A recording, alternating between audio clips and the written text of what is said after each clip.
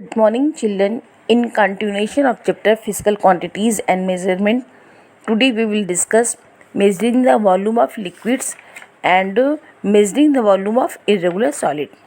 Children, we know very well that volume of liquid is fixed, but its shape and size are not fixed. They take the shape of the container they are kept in. The maximum volume of a liquid that container can hold is known as its capacity.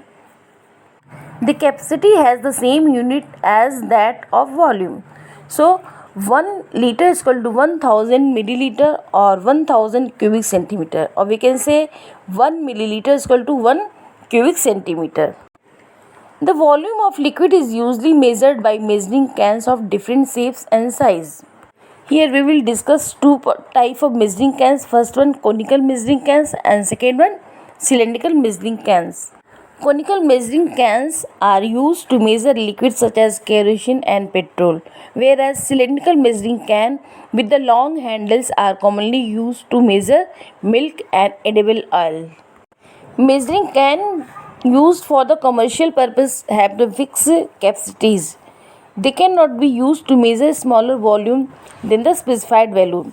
To overcome such problem, we use measuring beakers or measuring cylinder with graduation on their walls. These are either made up of the glass or plastic, to which level of liquid can be read easily against the graduation marks.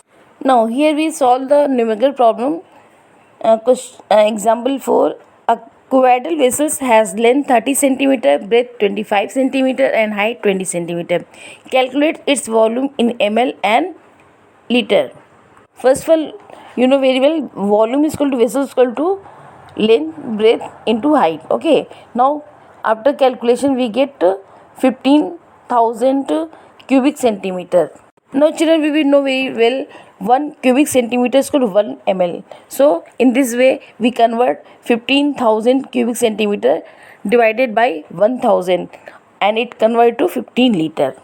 Second example, two vessels have the length 9 centimeter and 8 centimeter, breadth 6 centimeter and 7 centimeter and height 5 centimeter and 10 centimeter respectively. Which of these vessels will hold greater volume of a liquid and by how much? In this equation given two vessels. So first of all we obtain the volume of two vessels. First one obtain the 270 cubic centimeter and second one 560 cubic centimeter, and difference their capacity we subtract 560 centimeter cubes minus 270 cubic centimeter. In this way we get the 290 centimeter more liquid than the vessel first. Now second topic is measuring the volume of irregular solid.